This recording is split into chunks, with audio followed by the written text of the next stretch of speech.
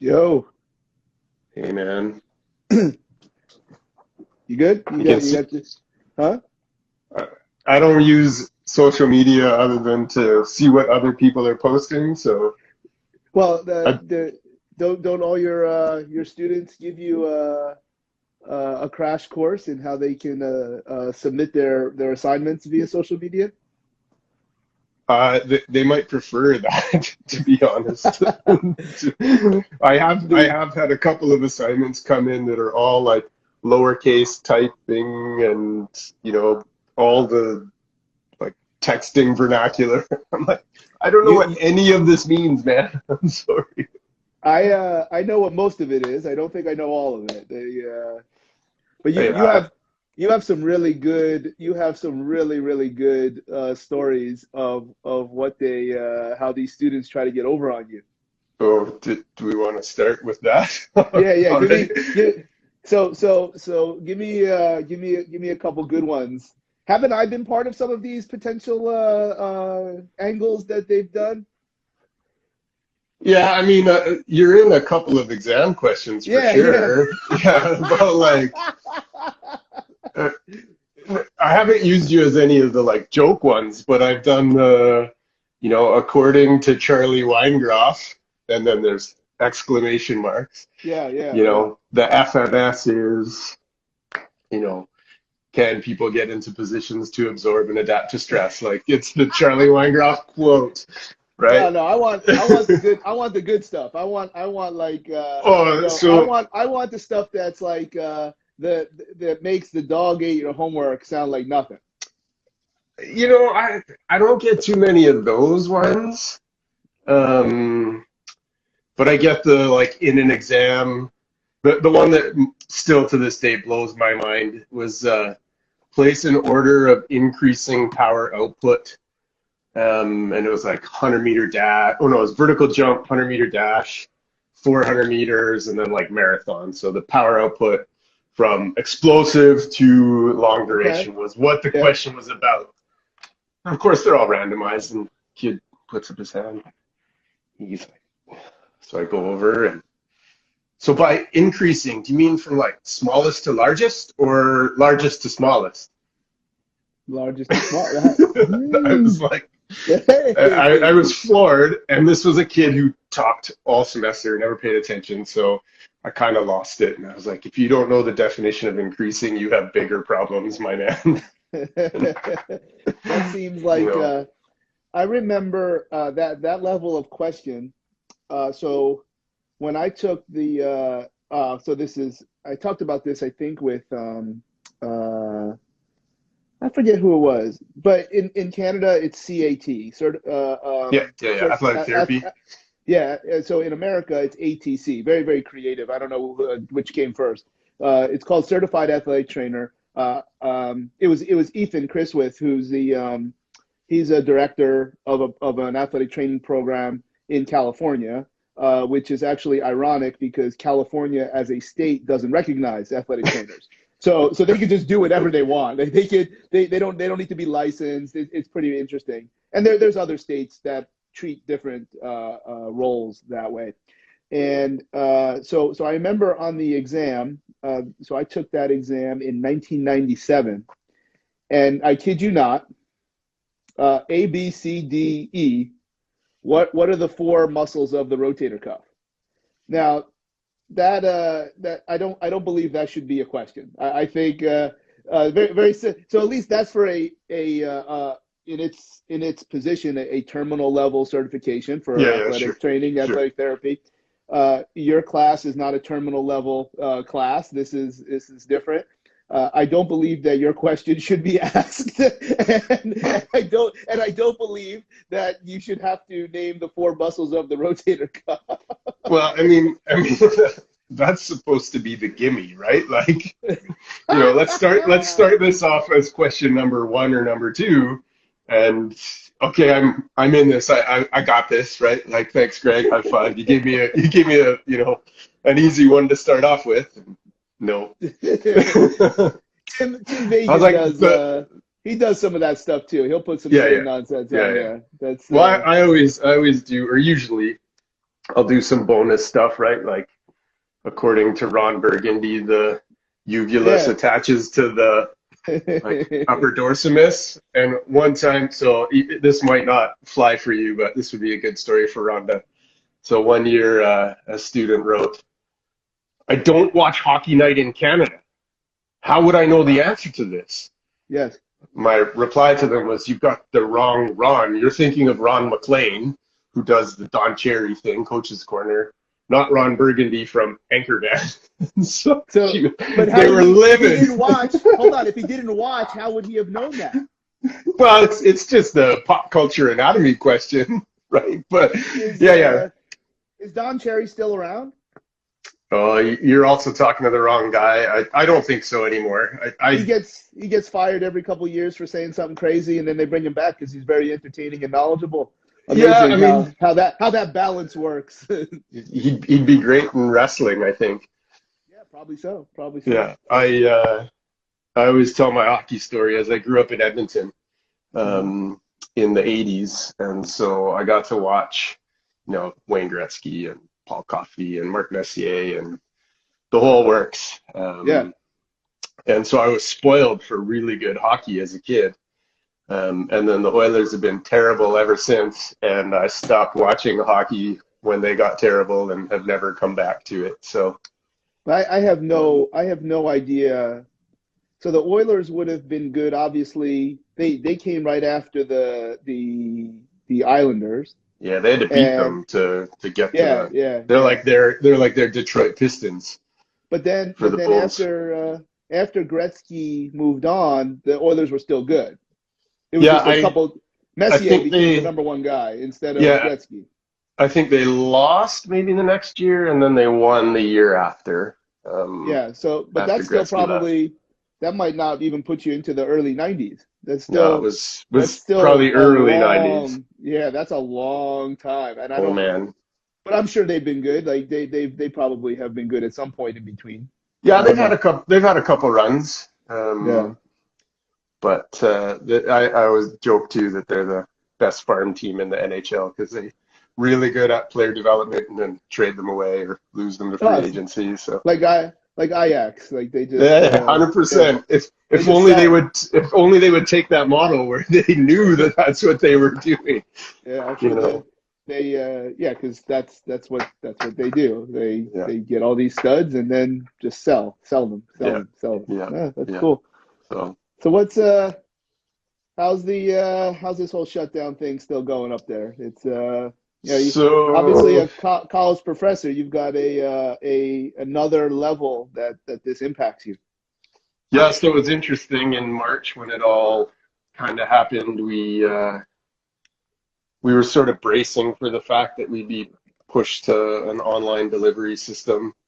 But then, the institution I work for sent an email out to students Friday at 4 o'clock, kind of saying no classes face to face anymore. We'll see you online on Monday morning. And so we had to make this like big pivot and shift to figure out how to deliver, especially in health and exercise sciences, all of our practical courses. So it was a hard stop. And then, it was figure out how to teach with Zoom and all of the other stuff that goes along with that. We had the summer to sort some things out, but, come September, we were back teaching online. And, the course I teach this semester is advanced functional anatomy, which has a big lab component. And usually there's running and jumping and throwing and those kinds of things that get analyzed. But sitting in my basement or in my Hmm. office trying to teach that stuff, demonstrate that stuff's a little bit difficult. How do you do So, that? so Like what would be the normal opportunity to teach it? So I guess everybody's in a lab or a gym, and then how do you do it now? yeah, so last year the class typically has about 120 students in it, and so we would meet for two 90-minute lecture periods. Um, in a traditional lecture hall, and then they would get a 2-hour lab where they would get to work with anatomical models. So we don't have a cadaver lab for our students, just too cost prohibitive for 120 students to be in the cadaver lab. So, they would work with the sort of 3D scientific leg model and pull apart the, hamstrings or quadriceps or remove the glute max and see what's below that and those types of things. But then in the lectures, we would do kind of knee bone connected to thigh bone stuff because there's a bit of a gap between our sort of first year structural anatomy and then our functional anatomy. So we do a bunch of that stuff. And then it would be kind of integration of muscle control and movement. So lots of joint coupling stuff, plantar flexion with inversion and knee extension with plantar flexion and inversion and, hip extension with external rotation and abduction. And then we look at kind of functional movements, running, throwing, jumping. Then as we moved on, we look at integration of sort of core pillar and providing stability sort of centrally so you can gain mobility peripherally. And then we do stuff like what are the 4 rotator cuff muscles. But another thing I robbed from you, and I think I gave you credit for the first time I did it, but I still use it all the time, is join the club. Join the club. Yeah. You did a podcast on Strength Coach podcast with Anthony like years and years ago. It was like number 60 something, where you talked about a client that you visited or visited you and did all this centration of the humerus and the glenoid fossa, using distractive versus compressive approaches and provocative and non-provocative positions. That was like a scheme of things were really easy, and then it became more demanding. I think I remember. Yeah. And so, we built some pretty good discussions around, maybe from a shoulder health perspective, a deadlift is a really good position to put yourself in to start because you get that, active control of the humerus versus here where that humeral head can just fall right out. There's not a lot of passive or active stabilizers in that joint to support that overhead movement. It was non-provocative to provocative. Yeah. It went. Then there was a middle provocative. I have to go back and look at this because it's interesting you bring it up because in terms of giving me credit and then no further. I don't make any money to pay you, man. There's no royalties. More. Well, hell, I just saw somebody use Training Eagles Rehab and not even mention. I don't know if I should pull out the United States trademark patent I have on that, but anyway, that shoulder article, which was generated correctly from a patient that Anthony Renna has sent to me. Some people say that's one of the, to this day, one of the best things I've ever, published. And I go back and look at it. I look back at a lot of things and they seem like, yeah, I wrote that. I'd probably write it very differently now, but it was non-provocative and then middle provocative, which was like 80 to 120 and then provocative. Yeah. And then you had static versus dynamic.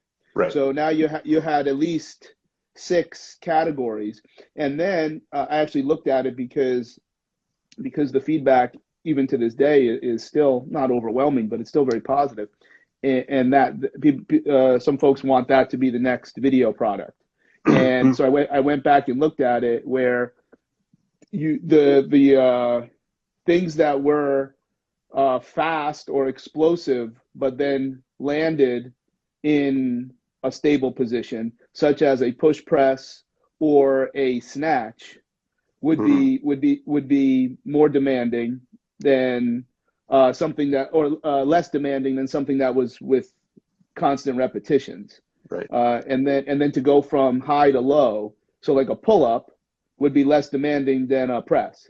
Yeah, it's an exam question, man. Like the pull up finishes you in that like non-provocative position. Right. Yeah, yeah, and that's what makes it less demanding because you're Right, going right. to a place of proprioceptive safety. I don't know I don't know that that's accurate to say, but you're Well, I going to think, a more stable, inherently more stable position. yeah, and I think it probably comes at that from like a neuromuscular perspective, but it's all, we do it in anatomy because we can talk about joint capsule and glenoid Yeah. labrum and, some of the ligaments and tendons. And then we can talk about active stability from the rotator cuff now being able to centrate that humeral head. I don't remember ever having a class like that in undergrad. It definitely wasn't undergrad. Undergrad, the big ones were two semesters because I was pre-med. The way like you could be pre-med and exercise sports science. Like pre-med wasn't a major. Right. You'd have to be biology, chemistry, physics. You could actually probably be anything. But those of us that were in the physical therapy track, we would pretty much take we'd be the same up to a certain point with all the folks that wanted to go to medical school.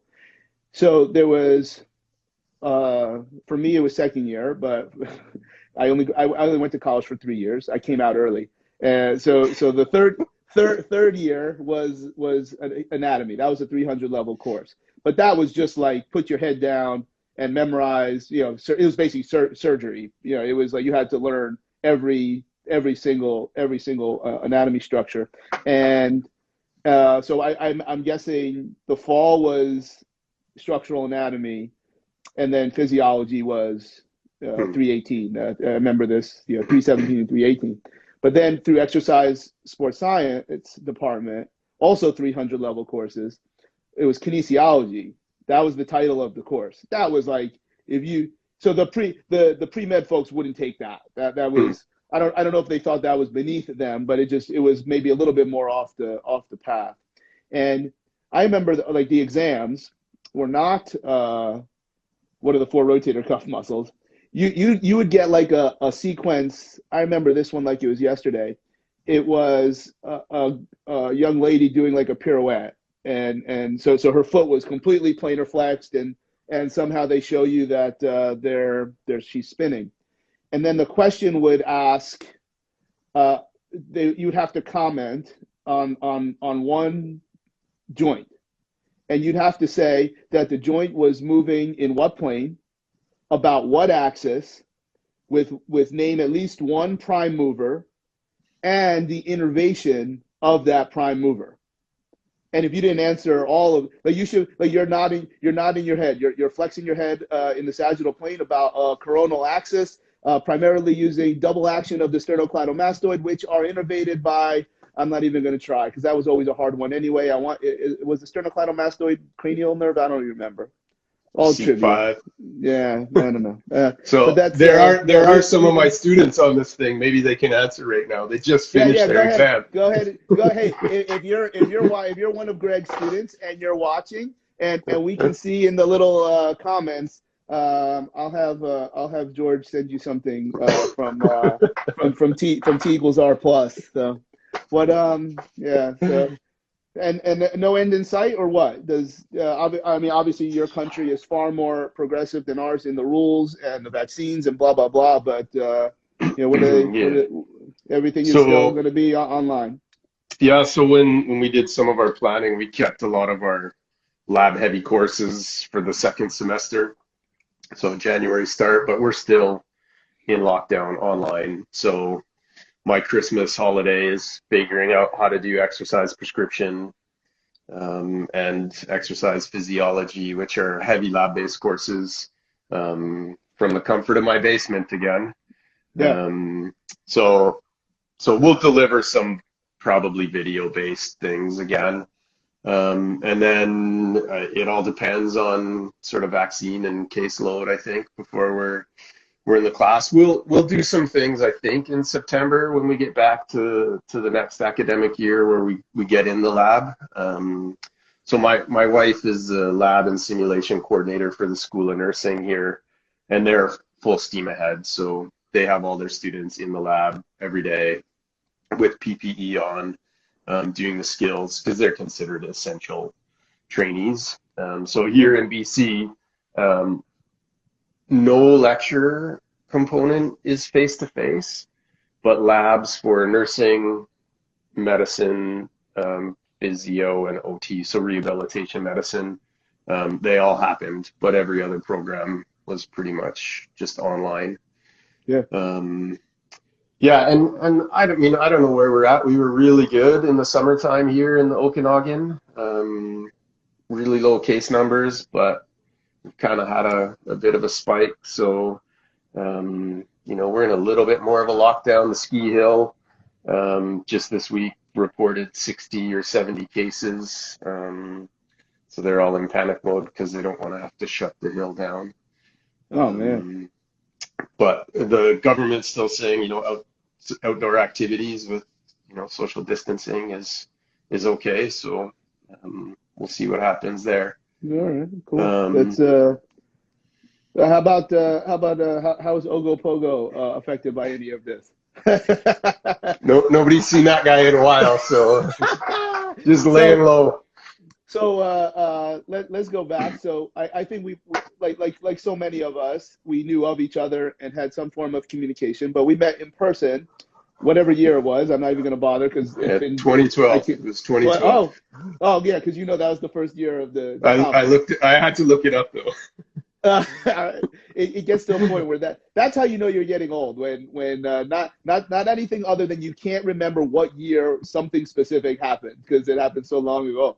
And I talked a little bit about Rhonda. It was just so impressive how as the years went on, you moved out of the gym and you were able to bring in some other people, et cetera, et cetera. But it was very, very exciting. That was at a point, I was going everywhere. I'm still obviously, in a lot of places, but I was very, very excited to come up there, and not because of the beautiful, picturesque Okanagan mountains or whatever is there, not because of the wine, because whatever. I don't know much about that, but I was very, very excited to come to the home of one of maybe there's an A team of crypto organisms such as Bigfoot and Chupacabra, and of course maybe the granddaddy of them all, the Loch Ness monster, which could potentially be a still living plesiosaurus from in whatever it's the Okanagan Lake, right? Is that what it's called? Yeah. So Ogopogo, he lives in Lake Okanagan. Yeah, Lake Okanagan, not Okanagan Lake. And I was so excited, and however old I was at that time, I'm pretty sure I would do it today, act like a 8-year-old, to be so excited to be in this region, in this home of one of the most famous sea monsters in the history of our planet. And that's there was that jungle gym I was playing on, right? There was in totally. The park, yeah. And I believe so I think I did my opening for the conference, be like, I'm so excited to be here, blah, blah, blah. And everybody's probably feeling this great warmth and how the arrogant American is so happy to be in their home.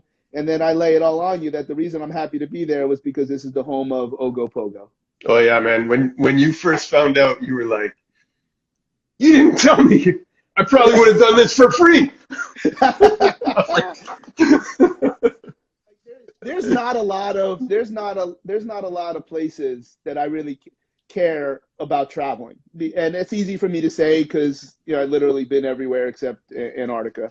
But and also too, like when we go to Europe to play friendly games, or even if I have other work to do there, it's not often that it's in big cities. It's always like these second level cities, because especially if we play games there, they're trying to promote that national team. So we're not playing in like Zagreb in Serbia. We're playing in like whatever little town, second division, so that they can grow the game of basketball in these other places. But I have said that, and look, I've been to London 100 times. It doesn't even feel like a foreign country to me. It feels like a cross between Toronto from the diversity and New York from the architecture. But what I'm getting at is that I would like very much to go to Scotland, and I will pay whatever it costs for the most ridiculous, campy, like where they guarantee you see the Loch Ness Monster before you go home, and they deliver some little cardboard cutout. I think the next time I come up to Okanagan, I would like to be a part of such a expedition where you are Well, guaranteed to see Ogopogo. the next door neighbor has a boat that you can sleep on. So instead of putting you up in a hotel, we'll just anchor you out in the lake every night. That would. I was telling Allie, like for I don't know, I don't think she can get across, but I can. Provided I'm working, and I could, but I have to quarantine for 14 days, no matter Right. what. Like it does, like everybody would Yeah. have to. That's why our games in November became a little bit of a thing. But I would just go up. I'll do 14 days. I'll go rent a house up there. That won't suck. So No. no. My work is in Toronto, but I'm going to quarantine in Okanagan, and I'm going to fly back to work on day 15. I think that could happen. Yeah, it sounds perfect. Yeah, I mean, So I count my blessings that I ended up here for sure. I mean, it's an amazing place to live. So, yeah, it's like the Napa Valley of Canada. So, yeah. So um, that seminar, you and Chris, I didn't remember Chris's name well for a couple seconds when I was talking to Rhonda because I think too fast. But you guys started that seminar what in 2012, yeah, that was the and first year. and then how many years did it go? I think we did 6, Wow. 5 or 6 we did. What Yeah. what brought it to a stop? What happened? I guess it was fatigue from E&I. Mm, It was a big effort. Usually started in January with maybe 1 or 2 kind of meetings a week and lots of emails looking for people to speak. And I mean, that kind of perpetuated itself and got easier as the years went by because we had a good, stock of people who had come through and could vouch and say it was a good event. yeah.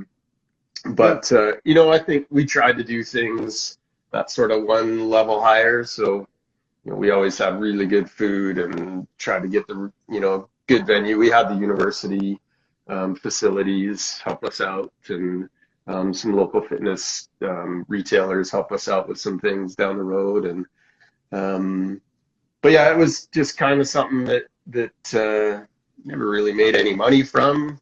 Chris is the businessman, and I'm sure he wanted to make money from it. And I'm the prof. I've never seen money in my life. I've always been in debt. Um, yeah, I mean, it opened huge doors for both of us, and have some lifelong friends from it. But we just kind of ran out of gas. But We talk I about do. resurrecting it for sure. Well, I do think Um, you were a step ahead. There was it kind of had a feel, which I guess I get. I mean, obviously there's the NSCA, in Canada, but mhm. the NSCA like state and regional conferences, they're like very small. They pay nothing.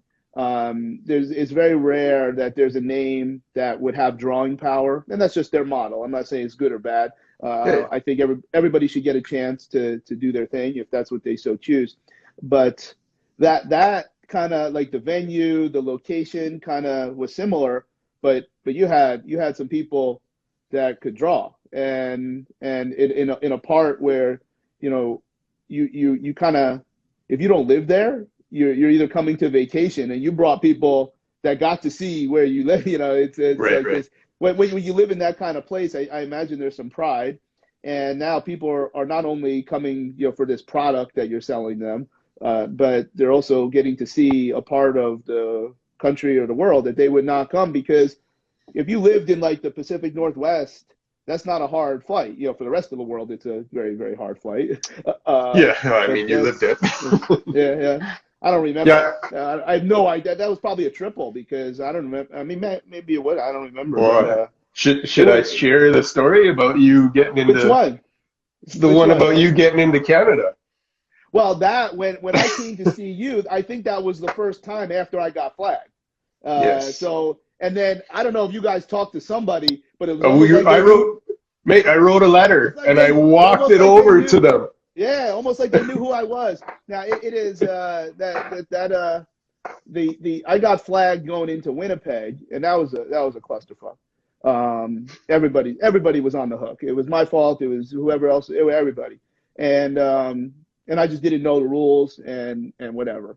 Because at that time, I don't remember if I probably wasn't full time yet for Canada basketball, because without a work permit, I could come and go for 5 days.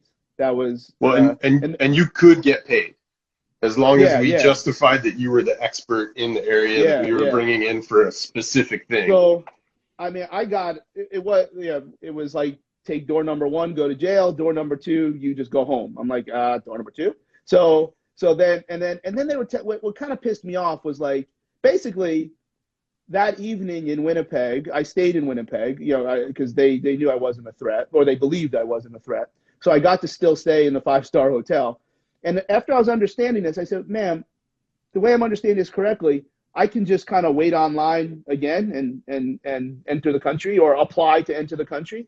And she's like, yeah, it's up to I'm like, you put me through all this and I can just come and go the same way. You're just going to ask me a couple more questions, which in theory you should be asking me anyway to protect your border. And I didn't get into it with her because I maybe would have gone to door number one. So then however long, it was probably a little bit of a gap in between when I came to see you, because I didn't have anything to do with basketball. And when I went up, I knew what I was supposed to say, and don't say anything else, and just stand there at attention, blah blah blah. And they're like, yeah, you're good, here you go. And the dude smirked, like it's almost like he knew. And then I smiled, and that was that. And then you guys were waiting there all smiling, and it's like, did you guys?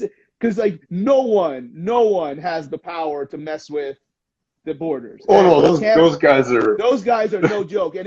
And you'll see that I can't really vision, because I'm way more attentive when I come into Canada versus when I come home. So I'm sure it's the same. But in Canada, you have like grannies, like 78-year-old ladies in full gear. When you go to other countries, you can maybe tell there's some kind of law enforcement, but they got, like in Italy, they got their collar popped up, and like when you go to Canada and America, like this is not this person has clearly a very intimidating uniform where they're wearing a vest, they got a full belt, they got if you know where to look, you can see where they have their weapon around their foot. This is serious characters. But in Canada, you see like a fat morgue-beast, but he's all geared up.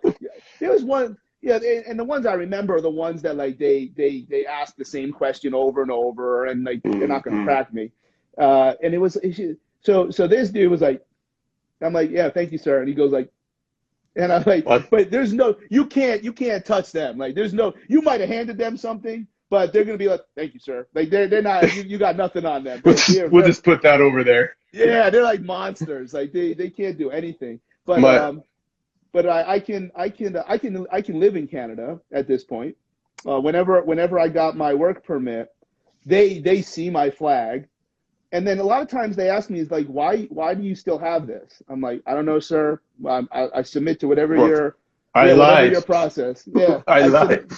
We don't like that. They're like they see that I've been approved. Yeah. Like 30 times.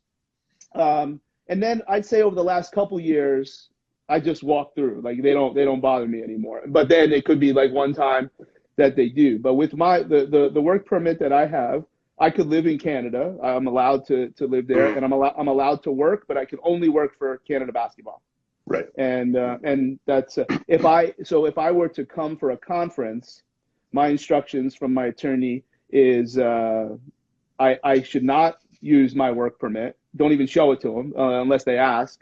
And then you just, like how I came to work for you, where I have this document and I hand it to them, and I'm a guest speaker, and the document should say everything. And then if they ask, are you doing anything related to your work permit? And then the answer is no. Say no. Unless it's true. There was one trip where I did both in the same trip, and I said like, sir, just so you're aware, but before I leave, I'm going to use my work permit. They're like, oh yeah, it's fine, don't worry. Like I think they just want you to be honest, and I think we're reasonable for the most part up here.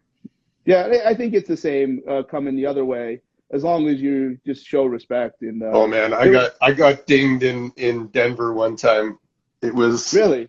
Yeah, I mean, it was chaos, and I was pretty early with the changeover, so I was whatever, letting people go by and chit-chatting with everybody, and then I got up to the front with the take your shoes off, take your belt off, put your hands on the thing, the X-ray thing goes around you.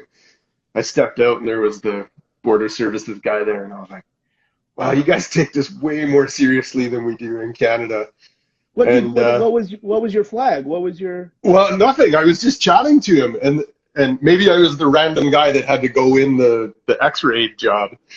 But then he just like snapped, and he goes, "Yeah, I'm from New York, and there's two big holes where the Trade Center buildings were standing." And I just went, Okay. don't you think some of this might have something to do with that?" And he just went, "Back room." Wow, that's I can't even think of how, because like when you go through the McDonald's security, where these are McDonald's workers that are checking your bags and going through the millimeter or whatever, Yeah, that's yeah. not the same. That's not the same as border control. Like that's not customs. Well, I I don't got even off, know. but I got off a plane from Canada in Denver, so I was probably going through border or Yeah, whatever. yeah, I Anyways, don't know. I got sent to the back room for a conversation and a All right. look Well, through my bag, so they can see I had whatever they time. want. I had time. I some going into Germany. I think I was meeting a team. I don't even, whatever. It was Germany. Yes, I was, because I was working for Perform Better in Germany, and then from there I was going to meet the team wherever they were. So I had the biggest Nike bag you could buy, and I didn't even bother. Like You didn't I buy knew. it. No, no, I don't buy too much Nike. The membership has its privileges, and I'm wheeling it through, and he's staring me down. So I made eye contact because I knew, because if you have a big bag like that, they think you're bringing like jeans or something into the country. So I didn't care. Like, yeah, yeah. Like then you take a couple steps back, and they're like, here, go ahead. Like it was, but I never. Now, when we travel as a team, like that's interesting because like it's I think all the stuff is like preset, and Mhm. obviously you have the national federation of the country we're playing, but that's I can think, especially when we went to China. No, China, there was no joke. You had to do everything that you Yeah. normally would. But in Australia, I'm like, dude, we don't have to do any of this stuff, and they just keep walking. Like I'm thinking that to myself. I'm not saying anything. Yeah. But So, getting back to your course though, you always had a big dinner, right? oh yeah, yeah. That Always, was, and I always a big remember speaker's dinner. Yeah, always. it was barbecue. Oh yeah, you have one of the best stories of all time for that. So we had a dinner. We always put on a dinner on the Friday night, I guess. Memphis Blues barbecue house, all Hmm. kinds of barbecue. And then we were kind of milling around afterwards, and that time was Joel Jameson and Jeff Cuboth and Sean Scan. And then Marty Gabala was also there that time. Yep. I think Yep. that's everybody. There was your token Canadian. And then and then we somebody was like, oh, it was Joel. Was like, let's go for ice cream. And so the deal was, let's go for a blizzard. And what you guys weren't aware of was that one of the people that Absolutely. was working for Chris, her parents owned the Dairy Queen. So when we walked into the Dairy Queen, she just walked into the back, and I think everybody's jaw hit the floor.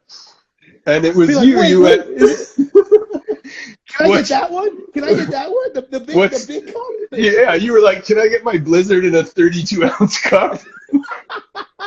And she was like, Dude, no. dude, I can tell you, I literally, okay. Again, I don't know the year. This one is going to be hard to believe that the last blizzard I think I had. No, I take it back. I had one with Allie, so that had to have been within the last 4 or 5 years in Providence before Perform Better. But every other blizzard I've had that I can remember was in Canada. Because I had one with Sam Gibbs. who's if he's having a bad day, he's 6% body fat at 6'5", and 6'5", 215. So and he even had one, except he had the little baby one. Like, Oh now, yeah, you that know what? doesn't count. That doesn't No, count. it's not even that big. It's like, why are you even buying that, dude? It's like it's a cheat day. I'm like, what are you talking about? You're cheating the Dairy Queen. But the one right by Sky Dome. One day I took the entire staff. It's within walking distance when we used to practice at the Air Canada Center in Toronto. So the Raptors have their own practice facility now. They used to have their practice facility in the arena, and then we would use it when they weren't using it in the summer. So you could walk in down by the harbor. Toronto is a beautiful city, and there's a Dairy Queen. So I took the staff there and bought, I got rid of my Monopoly money and a Blizzard cost like $1 there. So yeah, right. They were aware of you could. So if there's three sizes of the Blizzard, it's like small, medium, large, and then right above it they put the cups for the soda, and the soda is the small is the medium, the medium is the large, and then the large soda is like this bucket. Yeah, 32 ounces. Is it possible to get the Blizzard in that thing? And they're like, oh yeah, it'll just be an extra 75 cents. May I get that, please? That's crazy. My favorite part of that. Oh, go ahead. I remember Josh Ford got one as well. Josh Ford, I don't know. He's in, how do I say, Guelph? I don't know. It's somewhere in Guelph. Yeah. And that's the last I know of where he was. I think very highly of him. A little disappointed that I haven't kept touch, but he got one also. And everybody else got a regular or one of the more standard sizes of the Blizzards. Well, it was that time in Kelowna. Joel went first, and he got the large, whatever, Oreo. And then there was probably 7 or 8 of us who went next. And then all of a sudden, Joel was back in line for a second one. He finished that whole thing before the last person got served. What did he say? He's like, oh no, I have a twin brother. Yeah. So to this day, you guys and Patrick, because when Patrick came here, he went for a 8-scoop ice cream at one of the ice cream shops. So you're all known by my kids as the ice cream guys. That's what we do, right? And then my parents live in Edmonton, and Cubos is just outside of Edmonton. So almost every time I go home to see my folks, Jeff and I get together, and we always get together at a Dairy Queen. So I haven't been to a Dairy Queen in a good while. I'll try to think. I don't know. I had some ice cream today though, if that's a believable statement, but it wasn't Dairy Queen. It was Ben and Jerry's, and I weighed it out, so I knew how many calories it was going to be. Well, you can't do that. You can't do that. Well, when you know you're not going to meet your calories for the day, you put the ice cream in there. It kind of hits fast forward on those little bars that go across on the chronometer. So it works. It works. I won't tell you how many calories I've been getting out of beer these days. So. That's I don't know what is. I'm trying to think. What's the? Is there an indigenous beer to Okanagan? Oh man, there's the craft beer environment in BC has exploded in the last couple of years. So we have a development downtown now called the Brewers District, and there's probably 5 or 6 within a 2-block walking distance, and probably 3 or 4 more in town. And then the Vancouver craft breweries are just off the charts. So yeah, we've got a great little liquor store at the bottom of the hill, and they made me a customized advent calendar. And yeah, if you love beer, it's the place. Another reason to come to the Okanagan. So all right, that's good. We'll keep. So you're gonna get sponsored by the Okanagan Tourist District to bring people from Instagram. Maybe someday, hopefully. What about that conference was sponsored by one of the local breweries. So. Oh, cool! I don't remember if there was beer at the barbecue or not. I don't remember. There definitely was. That's why we didn't make any money. What about the what about the tourism section of a place that I know we have a lot of great stories from, the wonderful city of Sacramento, California? You know, we have to talk about Sacramento. Sac. Yeah, yeah. There's another amazing Charlie line that I use when I'm about to go into a meeting that I don't want to be in. Is I'll go to the colleague. I'll just, hey Johnny, you got any tape? What? I need to tape my mouth shut for this one.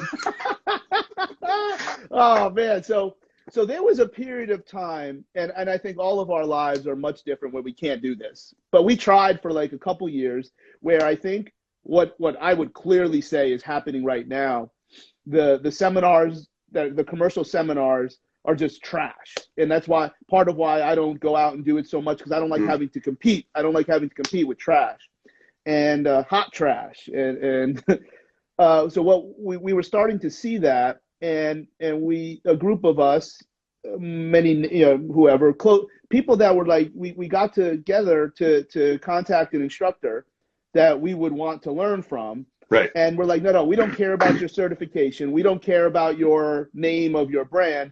We will pay you, and we will make sure that you're the only one that makes money. Like, you can control, like, we would do, you tell me how much it's going to cost, and we're going to divide it out between everybody. Yeah. And then plus you had a group of guys, and I don't remember if there was any girls. They basically had a group of friends. Not, you know, we probably didn't have any kind of family, you know, or kids, or at that time, or it wasn't that much of a pinch as it would be today, you know, for most people. The type of jobs that we had, where we would just kind of control the seminar, and Totally. the goal of that was then the instructor probably would not be as inhibited to communicate, because he or she was representing him or herself, and not this commercial brand. That part I really understand. But also, if you knew everybody in the room, people wouldn't be afraid to ask questions. Nobody would be afraid to feel stupid. And if anybody felt stupid, it might have been the instructor, because that turned into this ridiculous, you know, and I'll be careful to not, you know, say certain things, because, you know, I don't think this individual beats his kids. He's not a thief, you know, but he was just awful. And we generated so many comedic stories from that 2 or 3 days, aside from being in Sacramento, which is a very weird place. It's the first time I've seen like 24s on a car.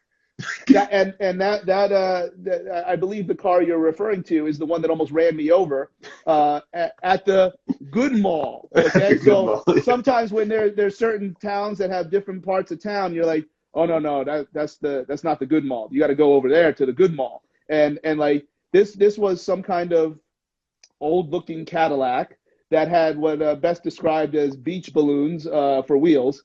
And it was like rusting, I had to like dive out of the way from walking in the middle of the street. But I think, you know, because, you know, am I out of line by saying that in most situations I am vocal? You know, I understand. I didn't even organize this one. I think Joel Jameson organized it, and I think the only two losers that were in the room were the people that he brought. Everybody else, like, you know, I remember it was some real fun. Those two, they tried to communicate in some way, and I think I'm like, and then I think the dude said, like, that's all I'm gonna say, and I'm like, thank God. They didn't belong in the room. It was, to this day, like the smartest group of like physical performance people that I've ever met. You know, the volume of people that were there, the people that were in that room, like that's some of the best. And my comment on the second day was like, let's just stay around the breakfast table all day and just talk shop.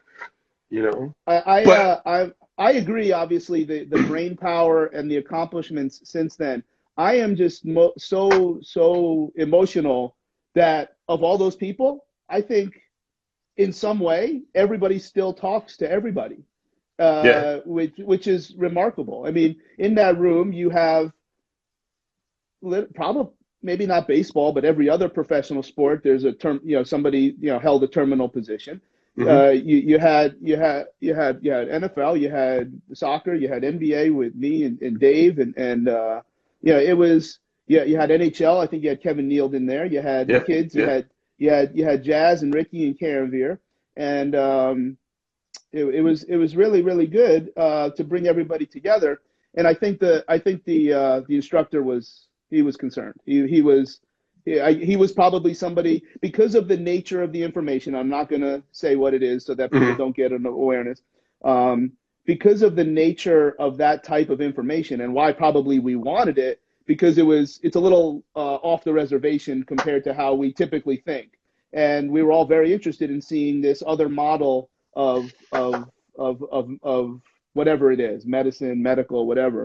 And I think he was probably used to being the star Yeah, yeah. when we didn't really care if he was a star. We wanted to learn, and he wouldn't answer questions. He Well, was the talking craziness, one of the like talking things, about the lips, people eating lipstick and shit.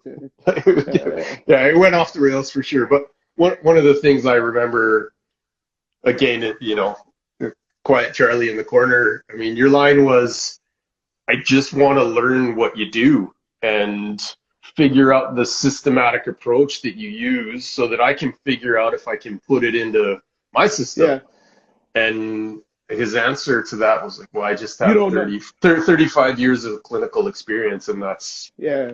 No, I remember in one opened of the door a our little bit." exchanges, he said, he's like, well, you don't know what I know. And I'm like, dude, you don't know what I know. Mhm. Like, how about we share? Like, we paid Yeah, to be that's why here. we're here, to find out what you know. Oh man, I mean, anyway, so the first 2 days were just, now it's probably a lot more fun to talk about it than all of us bucked up and doubled up our rooms in a hotel, and we all stayed together, and we all hung out. So it's easier to remember it that way. But the first 2 days were so awful, and because I was choosing to be vocal and be somewhat of the leader of our group in explaining what we wanted, I had enough. Hmm. And I said to Dave Tenney, I said, dude, I'm not saying a word tomorrow. You got it. You handle it. And and I don't remember. I remember saying that to somebody, but I did not say one word the entire third day. Zero. Hmm. And I remember Dave was like, I didn't think it was possible. Well, That is, yeah, it was interesting. That's I for wonder sure. I wonder what that character is still up. What his operation is still like. Because Yeah, it was weird from the get go. Because yeah, I think he was describing. But that was a good example. He was an ATC. He was not yeah, a physical therapist. He was yeah, not a medical trained, and he didn't have a schedule. Like, he would leave the course to go like treat somebody for 10 minutes and then come back or something. And yeah, like, how yeah. does this even work? Because And in California, ATCs can do whatever they want. well, But and that was part of the conversation too, was about how we build and how we made money. And then the other piece was, we sat in that little back room, and that was an amazing room, the library. There was every book you could ever imagine or want to yeah, read yeah. in there. But then he just sat on that stool that was raised up above everybody, and he just like flipped pages and read what was on the page. And Mm-hmm. I just thought, man, I did that on the flight down here. I don't need you to read me your notes. I mean, I guess that's So the professor in me, the teacher in me, but I think he, it's he so he strange. tried he tried to acquiesce at one point, and he had somebody take their shirt and shoes off and walk. It was me, It was you. because I Okay, so had torn my ACL, and so. must have been it. Must have been it. So he Oh, and Mike Ranfrone with the fasciotomies. it was Mike. Yeah, it was Mike. And I imagine it was rhetorical. He asks the room, "Can you see it? Can you see it?" And I said, it must have been day two, because day three I didn't say a word. Day two I said, I don't see a thing, man. There was nothing to see. Like, I was like, teach me what I'm supposed to see, because it just looks like there's two dudes up there walking. And Yeah.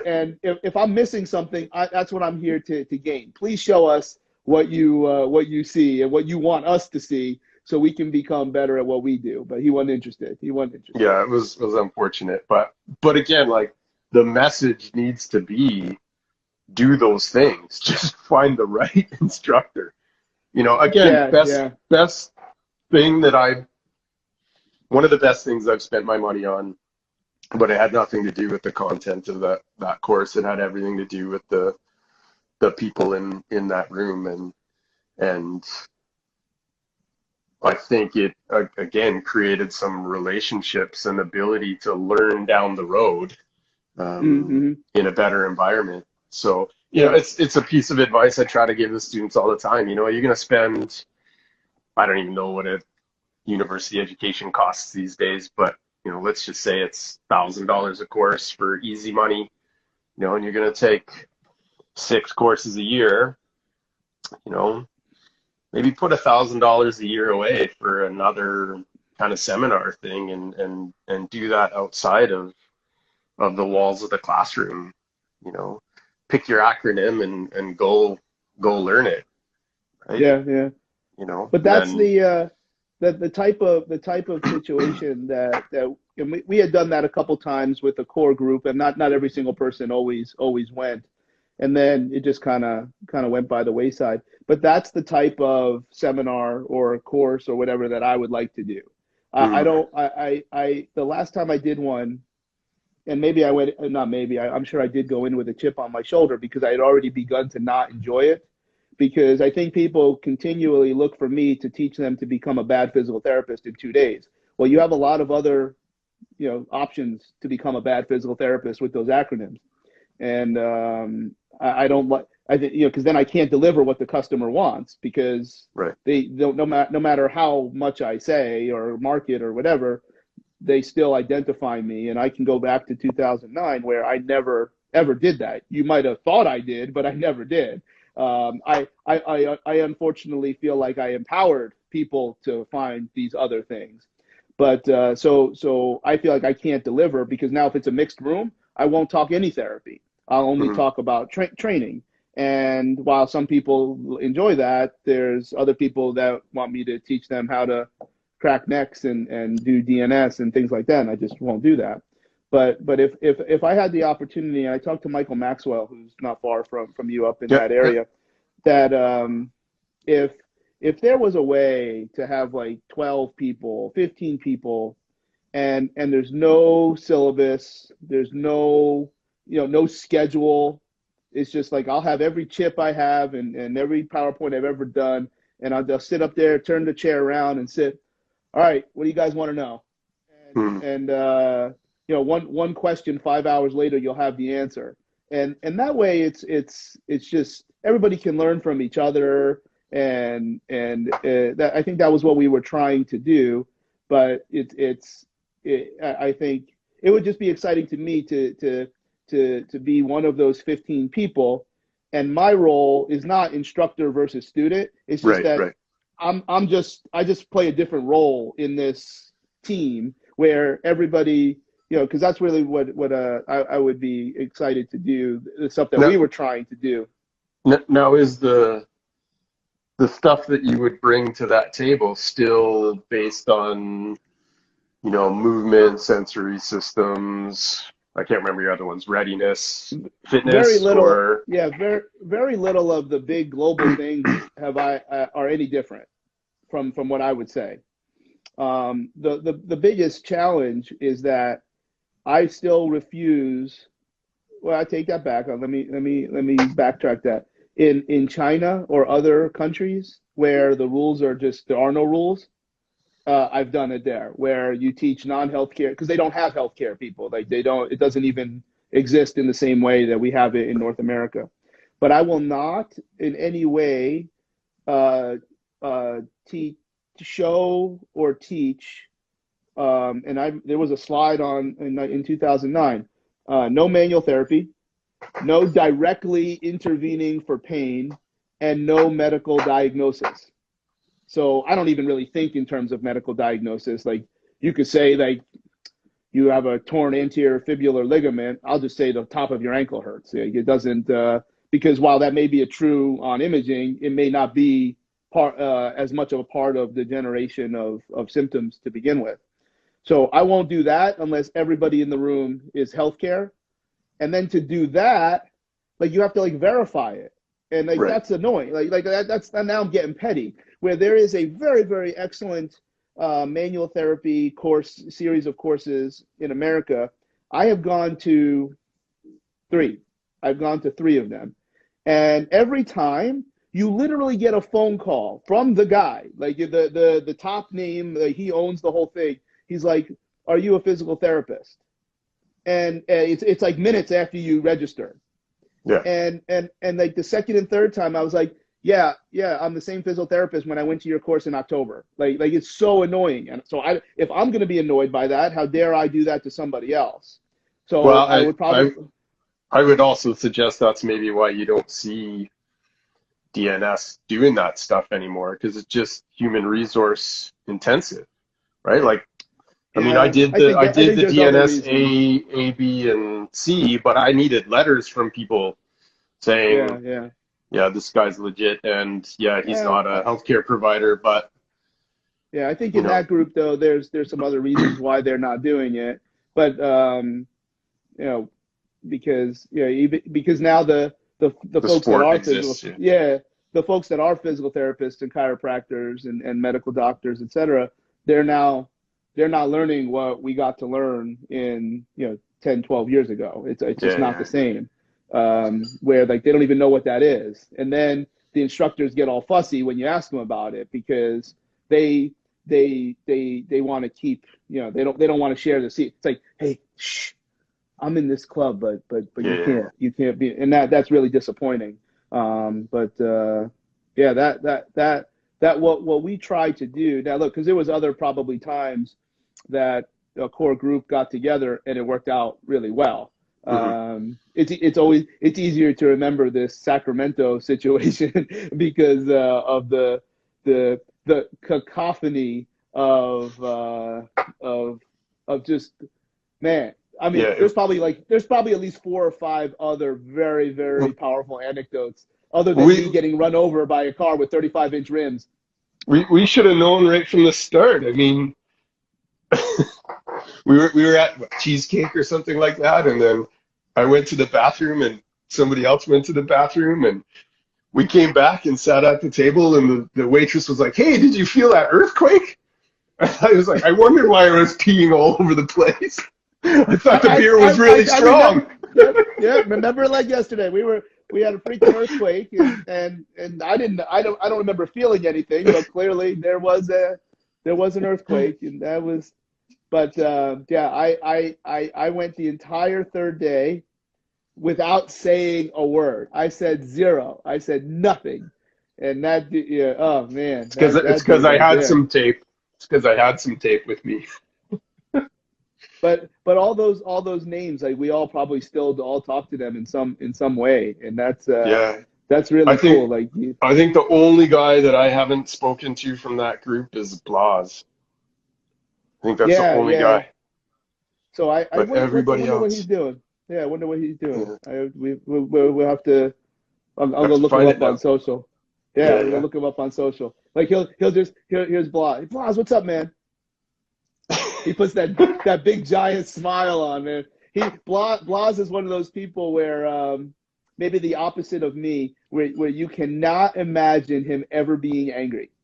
No, nicest guy in the world. Yeah, there's people that I very much envy that, like, dude, there's no way they ever get mad. Like they can't get mad at anything. I am very easily irritated. Me too. So me too. Well, we got in all the big hits, and you can see when we talked briefly about what we were going to do. Don't worry about physiology. Don't worry about that. Well, hey man, I do want to say the work you put into understanding energy systems, training, impact from a team sport perspective over the last few years has been pretty impressive. Like, I think you've got a really good handle on it.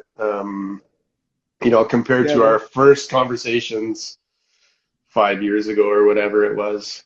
Yeah. Well, You it's know, I definitely some people they have no idea that I'm even a physical therapist because all they hear of me or they know is only in this, whether it goes all the way back to powerlifting or some of the things that where I was significantly influenced from Val and the Sedekin to learn how Omega Wave really worked. So in order to do that, he chose to share the models that he would champion, which of course are not the only models, but the ones right. that I think you're referring to. But then the other way, people they think I'm just a physical therapist, and they have no idea that I probably know a little bit about some of these other things Well, I too. think I But think but to it's the me, it's right the model. link. Well, It's it's the the right link. model It's in the Canada link. basketball. Just everybody Well, can do everything. yeah, and that's I was talking with somebody today on Twitter about. He said he was approached by an NBA team. As the conversation went on, and he says blah blah blah. Like, yeah, he's been talking like, how is it that what they do from a movement perspective doesn't translate to on the court? And I'm like, oh, like, yeah, I probably made an emoji face, because to me that's the 5 years that you're referring to. That's why Mhm. I didn't do it to win CrossFit, which I think is very possible, with that model. But it was to help understand why certain things were happening, but not always happening. And the Mhm. reason is that I think the best way that the research describes it is neuromuscular fatigue. It's not You're not like out of breath tired. It's this conglomeration of what load does, and it's why you can do a move and your knee is solid, and even though the biomechanics is weak or wrong, but then the next time you do the exact same thing, your knee blows out. Well, I'm kind of suspect that the tissue quality or was the problem, because if it was the problem, how come it didn't blow out the first time? Did it Right. automatically get weaker? All nonsense. But so this dude was saying, I said, I hope you're talking to the right person. I'm glad that they contacted you and were trying to get better. He's like, yeah, but it was a director of high performance and or whatever he said, and then they went on to explain as to how the coaching staff in the front office doesn't care what they do. And I'm like, well, that's because people don't have conversations, and there's not this common link of understanding of everything. So I would never claim that my knowledge of physiology is at a level that of many others, yourself as one. But if we work together, I can turbocharge what you do, because there's other things that everything links together. So that's cool. Yeah, Um, everybody's got an expertise, but I still think that there's this like common level that people should be able to talk to, you know. mm-hmm, And I yeah, don't need to impress you with fancy words and big words and my brain power. Like that's not going to help anybody. yeah, Let's yeah. find that common level and I solve the I can problem. tell you though, if you do want to get out of a conversation, start using really big words. And use them normally as if they're like not big words, because that's what I kind of do. And then all of a sudden the person gets real like, oh, hey, you know Right. what? Time to go. We'll talk to you Yeah, later. yeah, yeah. Well, I mean, uh, you asked me at the start about some of the good student stories, but one of the best student evaluations that I have ever gotten. And I'll pull out a Charlie. Like, I don't know what I did to offend the student, but or how we didn't connect. But the thing was, the only thing bigger than my disappointment in this course is Greg's oh, ego.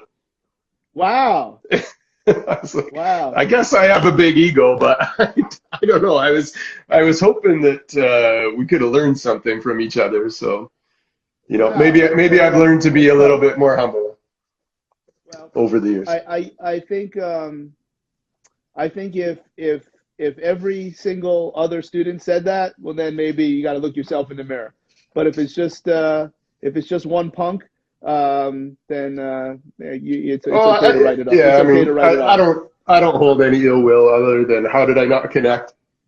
But I'll tell you what, those anonymous feedback forums, people can be venomous in those things. Holy Oh moly. man. Well, I mean, I don't mind saying because it is hurtful.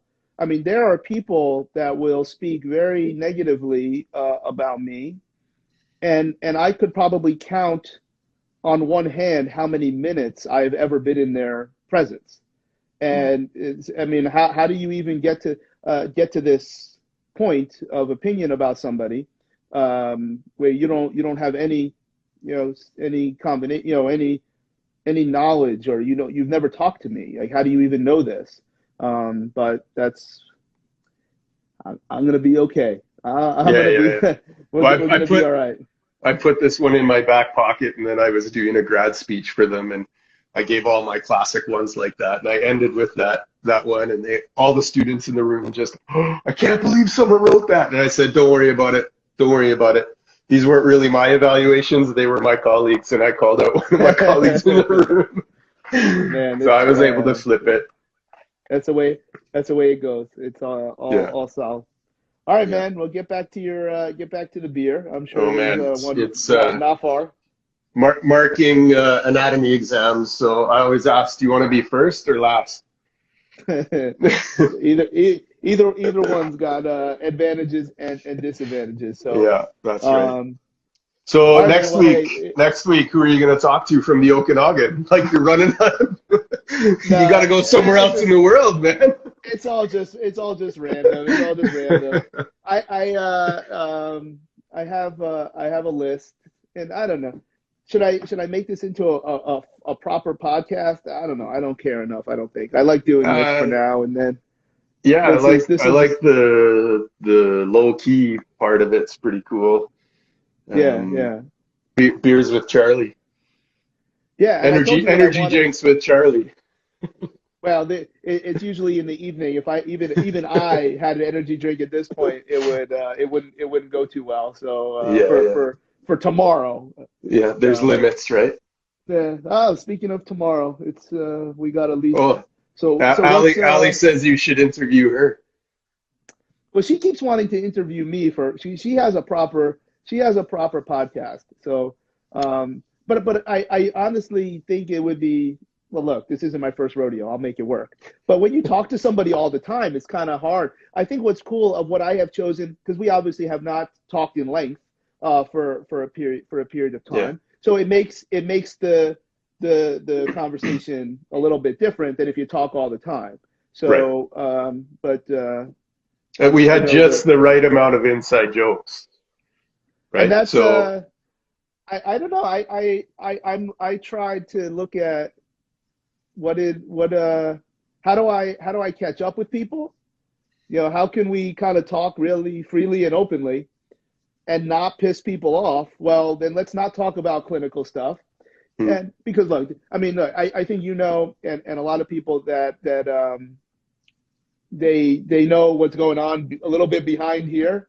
The one of the things that I'm so disappointed in is having lost relationships with people that were gained through social media, because we're all kind of, we know so many people now, hmm, and if all you have in common is this kinship of those three letters, and then if we don't agree on that anymore because your view went this way and my view went that way, and there's nothing else to connect, right, right. it really helps to understand relationships where you're allowed to argue, you're allowed to fight, you're allowed to disagree. But if you have no depth in the relationship and you can't talk about anything other than what you like to do as a coach or a therapist, you're Yeah, not a friend. You're not a friend. You're a colleague. You might be a really right, good right. colleague, a trusted colleague, but you're not a friend.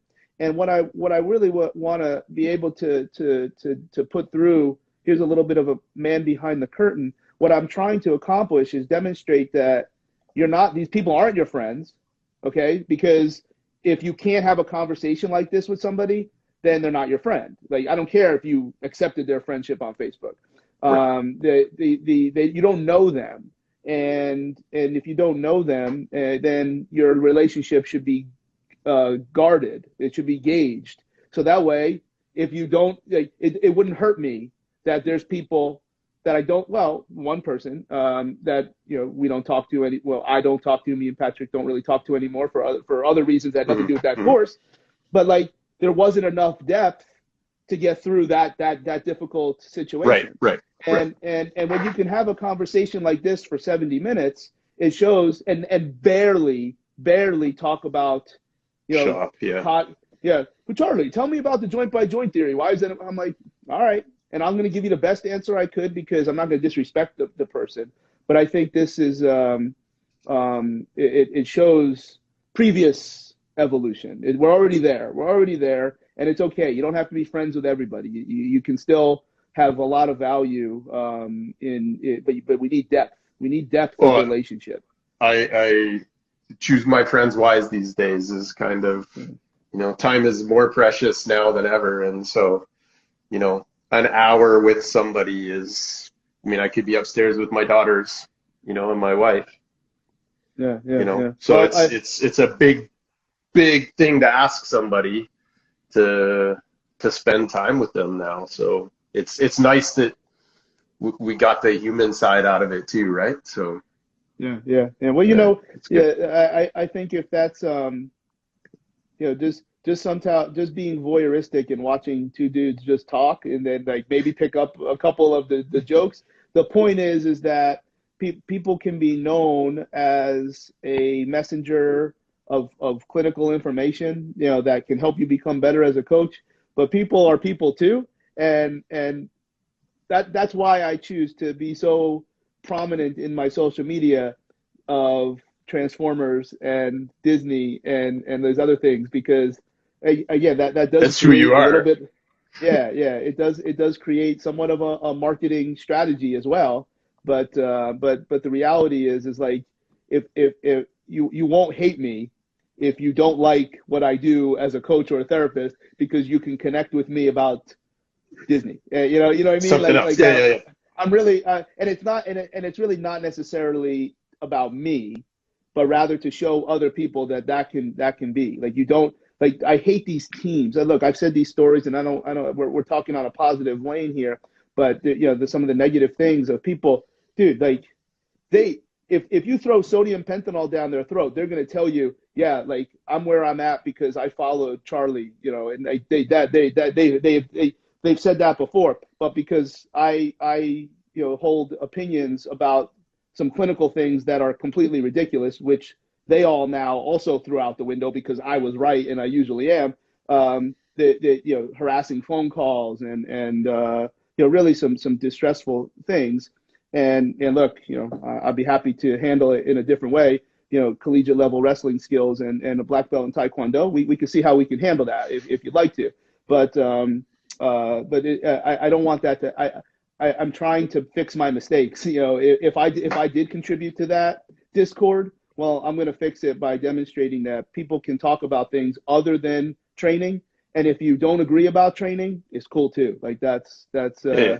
You could, but you have to have other things. You have to have ice cream. You have to have stories about Sacramento. You have to have Ogopogo, because who doesn't like Ogopogo? So it's yeah, it's what makes it enjoyable.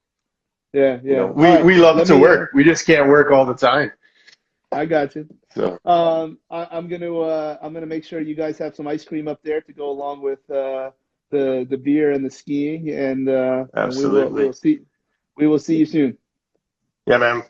Keep my best All right, valley man, be too. well. Okay. Yes, sir. Talk to you soon. Talk Bye-bye. soon.